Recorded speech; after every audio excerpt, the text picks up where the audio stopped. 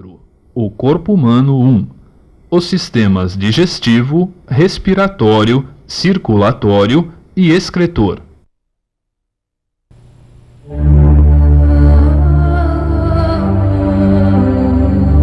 Nos primeiros volumes desta coleção, estudamos as várias formas de vida existentes, desde uma microscópica bactéria e um pequeno fungo, até animais mais evoluídos, como os cordados e suas várias classes de seres. Mas o ser mais evoluído de todos é, sem dúvida, o homem. Para conhecer mais de perto o animal homem, vamos tentar entender como funciona a incrível máquina que permite fazer dele o mais evoluído de todos os seres existentes, o corpo humano. Através do nosso corpo, exploramos o mundo ao nosso redor e dele captamos os estímulos que o cérebro reconhece como as sensações. Podemos realizar uma infinidade de gestos e movimentos que exprimem todo tipo de emoção e alcançam os mais diferentes objetivos, realizando feitos que dia após dia vão sendo superados. Tudo isso, no entanto, depende das boas condições de saúde do nosso organismo. Por isso, é muito importante conhecermos o corpo humano e sabermos como fazer para conservá-lo saudável. Vamos então começar a ver os principais sistemas que formam o corpo humano.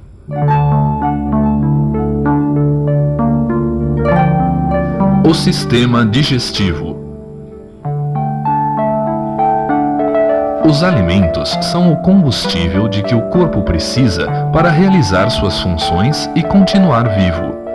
No interior das células, eles serão queimados através de reações químicas, liberando a energia necessária ao funcionamento do organismo. Acontece que as moléculas que formam os alimentos são muito grandes e, por isso, não conseguiriam penetrar na célula. Para resolver esse problema é que entra em cena o sistema digestivo. Ele vai transformar essas moléculas grandes em partes bem menores. O sistema digestivo é formado por um longo tubo que vai da boca até o ânus. A esse tubo estão ligadas as chamadas glândulas anexas. Os órgãos que formam esse sistema são a boca, a faringe, as glândulas salivares, o esôfago, o estômago, o fígado, a vesícula biliar, o pâncreas, o intestino delgado, o intestino grosso, o reto e o ânus. A boca é a abertura por onde o alimento é ingerido. Nela se encontram os dentes, a língua e as glândulas salivares. Os dentes são importantes para a mastigação, triturando os alimentos e iniciando assim a digestão mecânica. A língua possui as papilas gustativas, responsáveis pela sensação do gosto das coisas. Além disso, a língua é importante na deglutição, isto é, no ato de engolir os alimentos. Finalmente, existem na boca as glândulas salivares, que produzem a saliva. A saliva lubrifica o bolo alimentar e começa a digestão química com a enzima chamada ptialina. Da boca, o alimento desce pela faringe, que é um canal que serve como passagem tanto para o sistema digestivo como para o respiratório. Na faringe, há um orifício chamado glote, que dá passagem para a laringe, do sistema respiratório. A glote possui uma tampinha, a epiglote. Quando engolimos um alimento, a epiglote fecha a glote e o alimento passa para o esôfago e segue para o estômago. Quando ela não funciona bem e um pouco de água, saliva ou alimento entra na laringe, a pessoa fica engasgada. O esôfago é um tubo elástico que une a faringe ao estômago. Sua parede possui músculos que conduzem o alimento para o estômago através dos movimentos peristálticos, que são como ondas que espremem os alimentos na direção certa. Graças a esses movimentos, uma pessoa consegue engolir um alimento mesmo estando de cabeça para baixo.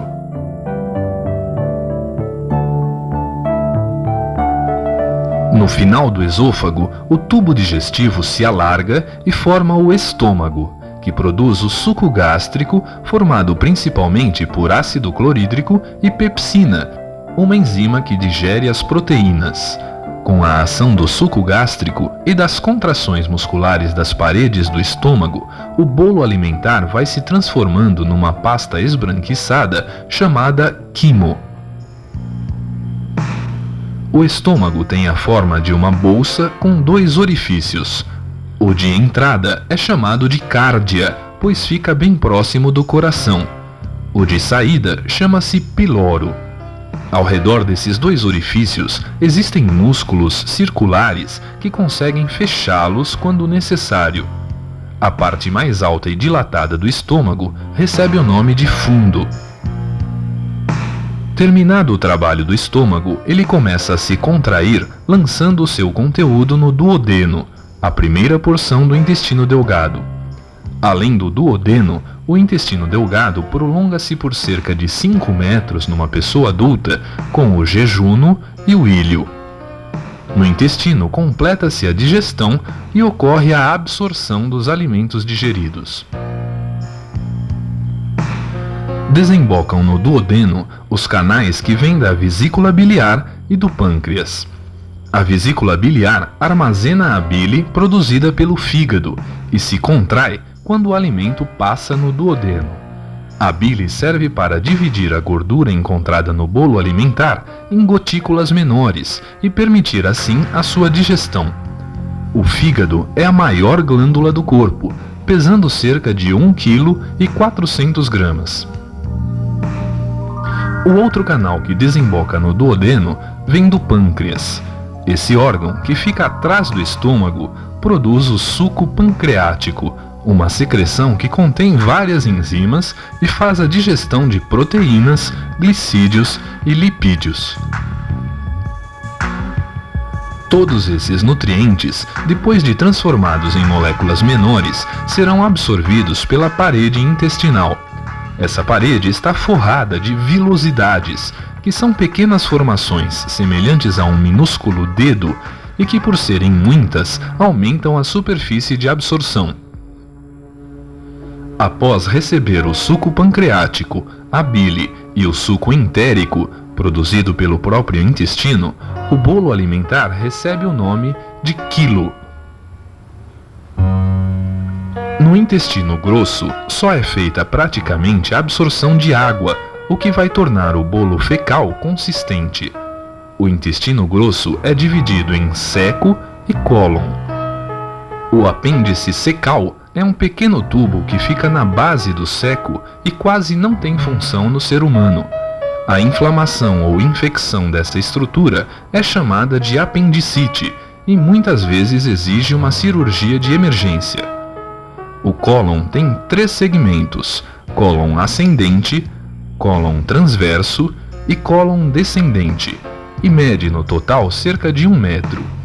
Na sua parte final, ele se torna mais estreito, formando o reto, que se abre para o exterior através do ânus. Essas são as partes finais do tubo digestivo, por onde será eliminada a matéria ingerida que não foi absorvida e que, juntamente com as secreções das glândulas anexas, recebe o nome de fezes. Conclui-se assim a digestão no ser humano.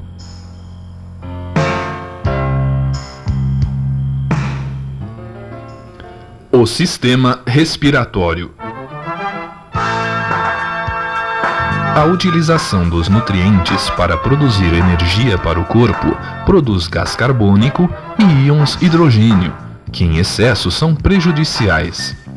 Para eliminá-los, precisamos do oxigênio, que associado ao hidrogênio forma água, que não faz mal a ninguém. O sistema respiratório permite a eliminação do gás carbônico que produzimos no ar do ambiente e dele retira o oxigênio de que necessitamos. No ser humano, o sistema respiratório é formado pelos pulmões e pelas vias aéreas, compostas pelas fossas nasais, faringe, laringe, traqueia e brônquios. As fossas nasais são 2 canais que começam nas narinas e vão até a garganta. Sua mucosa possui pelos e é rica em vasos sanguíneos. Com isso, o ar que passa por ali é aquecido e filtrado de partículas e impurezas. Sua porção mais alta e interna tem função olfativa, isso é, permite sentir o cheiro das coisas. A faringe, que já vimos no sistema digestivo, possui a glote, que permanece aberta durante a respiração, permitindo a passagem do ar para a laringe, um canal de paredes musculosas que fica na frente do esôfago. Na laringe encontram-se as cordas vocais, 2 pregas membranosas e musculosas que vibram quando o ar passa com força por ali, resultando num som que, depois de trabalhado pela língua, dentes e lábios, forma a voz. Da laringe, o ar passa para a traqueia, que é um canal grosso formado por uma série de anéis cartilaginosos que podemos sentir quando apalpamos o pescoço abaixo da saliência conhecida popularmente como pomo de Adão. Na sua extremidade inferior, a traqueia se divide em 2 tubos chamados brônquios, que penetrarão nos pulmões e se ramificarão muitas vezes até formar os bronquíolos. Os pulmões são 2 órgãos de consistência semelhante à de uma esponja de cozinha. O pulmão direito é dividido em 3 lobos e o esquerdo em apenas 2. É no interior dos pulmões que o oxigênio do ar respirado passa para o sangue e o gás carbônico do sangue é eliminado.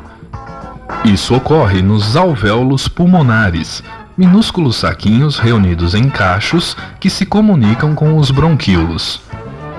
Os pulmões funcionam enchendo-se de ar no movimento de inspiração e esvaziando-se na expiração. Esses movimentos são realizados pelos músculos intercostais, que ficam entre as costelas, e principalmente pelo diafragma, um grande músculo que separa o tronco em tórax e abdômen. Na inspiração, esses músculos aumentam o volume da caixa torácica e o ar entra nos pulmões. Na expiração, ocorre o inverso. Envolvendo os pulmões encontram-se 2 membranas superpostas chamadas pleuras.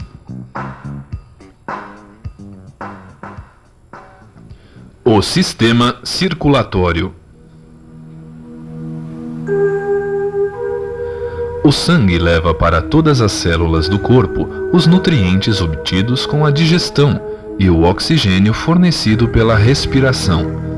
Além disso, ele conduz as substâncias formadas pelo metabolismo celular e que precisam ser eliminadas.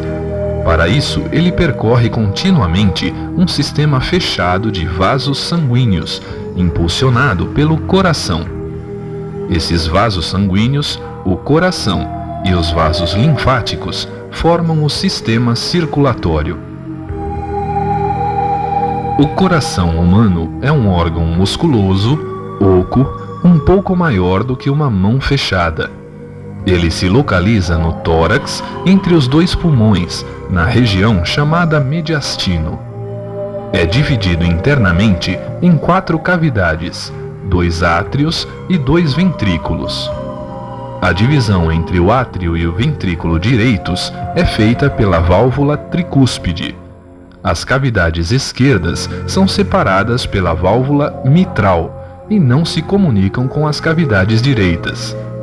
Essas válvulas permitem a passagem do sangue dos átrios para os ventrículos, mas quando os ventrículos se contraem para impulsionar o sangue, elas se fecham, impedindo que o sangue volte. Pelo lado esquerdo do coração passa o sangue arterial, rico em oxigênio. Pelo lado direito, o sangue venoso, rico em gás carbônico. Esse sangue venoso circulará pelos pulmões e retornará ao lado esquerdo, já com alto teor de oxigênio. Daí circulará pelos vários órgãos do corpo e retornará ao lado direito, novamente pobre em oxigênio e rico em gás carbônico. O coração funciona como uma bomba que impulsiona o sangue por todo o organismo.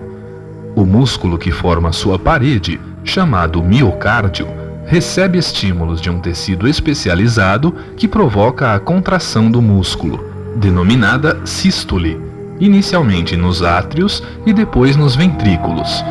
Após cada contração, ocorre um período de relaxamento, chamado de diástole. O ritmo dos batimentos cardíacos, chamado de frequência cardíaca, varia de acordo com os esforços físicos e as emoções, por exemplo. Recobrindo externamente todo o coração, existe uma membrana dupla chamada pericárdio.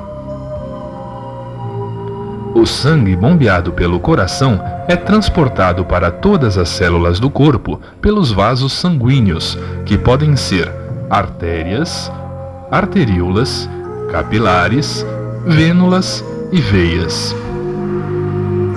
As artérias são tubos que saem do coração e vão se ramificando em outras artérias mais finas até formar as arteríolas.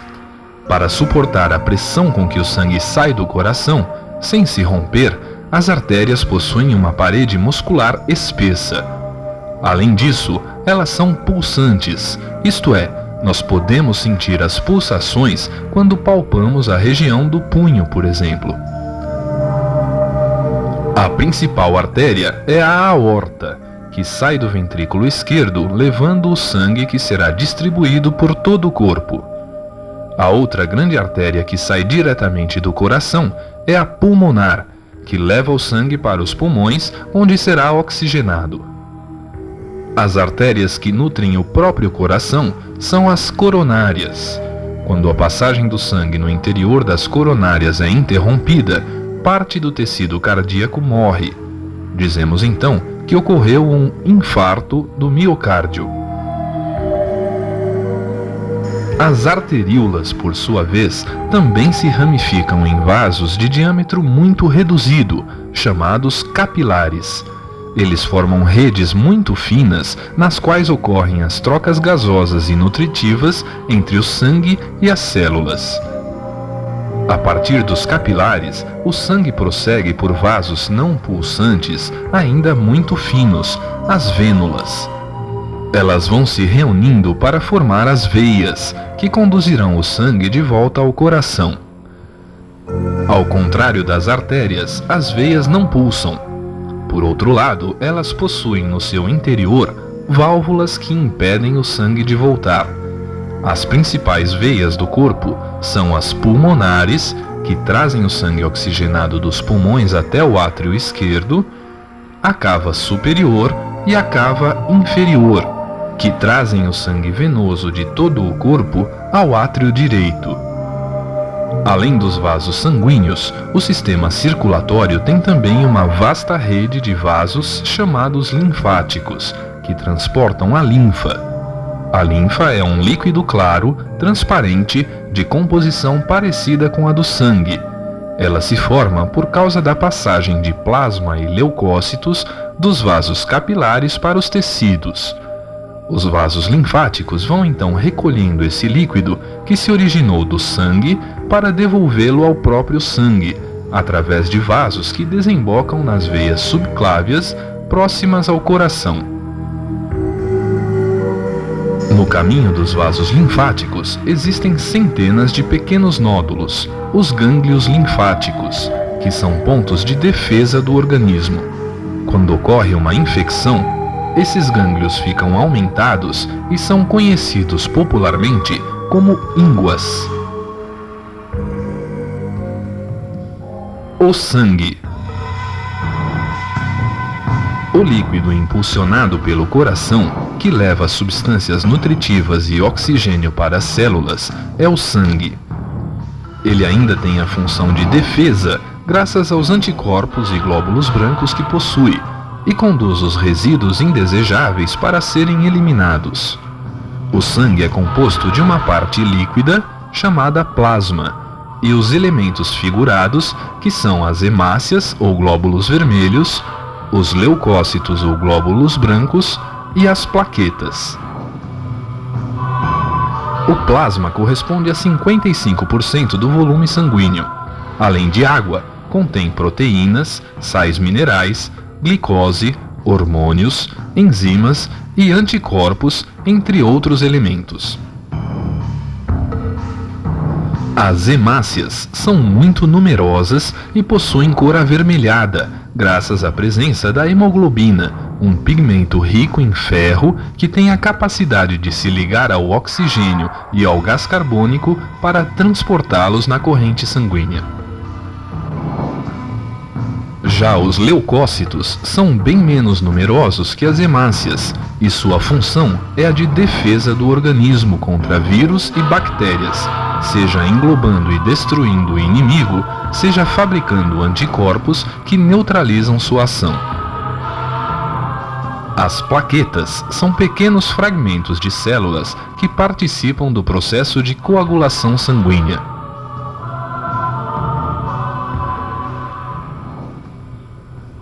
O sistema excretor. Cabe ao sistema excretor a eliminação dos resíduos que resultam das transformações dos nutrientes que as células realizam para obter a energia necessária às suas atividades. Muitos desses produtos são tóxicos e o seu acúmulo seria prejudicial à nossa saúde. A pele elimina parte dos resíduos através do suor. Os pulmões eliminam o gás carbônico. Mas a principal função excretora do organismo é realizada pelo sistema urinário. Ele é composto pelos rins e pelas vias urinárias, por sua vez formadas pelos ureteres, pela bexiga e pela uretra. Os rins são dois órgãos com a forma de enormes grãos de feijão, que ficam na parte posterior da cavidade abdominal. Eles funcionam como verdadeiros filtros que purificam o sangue formando a urina. Em cada rim, a borda interna, côncava, constitui o hilo renal, por onde passam a artéria renal, a veia renal e o ureter. No seu interior existem cerca de 1 milhão de néfrons, que são as minúsculas unidades funcionais dos rins.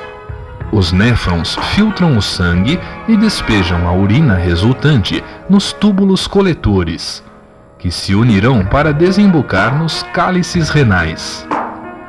A urina então passará pela pelve renal, também chamada de bacinete, e seguirá para o ureter. Os ureteres são dois canais que conduzem a urina dos rins até a bexiga, onde a urina ficará armazenada até o momento da micção, sendo eliminada então através da uretra. A cada hora, todo o volume sanguíneo é filtrado e purificado pelos rins. Cerca de 2.000 litros de sangue passam diariamente pelos rins, sendo filtrados uns 200 litros. Desse total, uma pessoa adulta elimina em média 1,5 litro de urina por dia.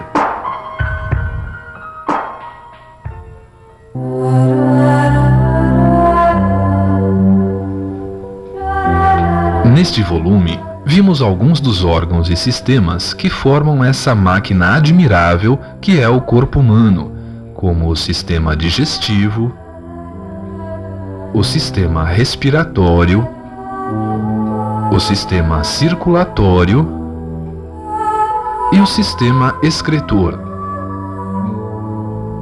No próximo volume, vamos conhecer os demais órgãos e sistemas que formam o corpo humano, como o sistema locomotor, formado pelos ossos e músculos, o sistema nervoso e os órgãos dos sentidos, o sistema endócrino e o sistema reprodutor.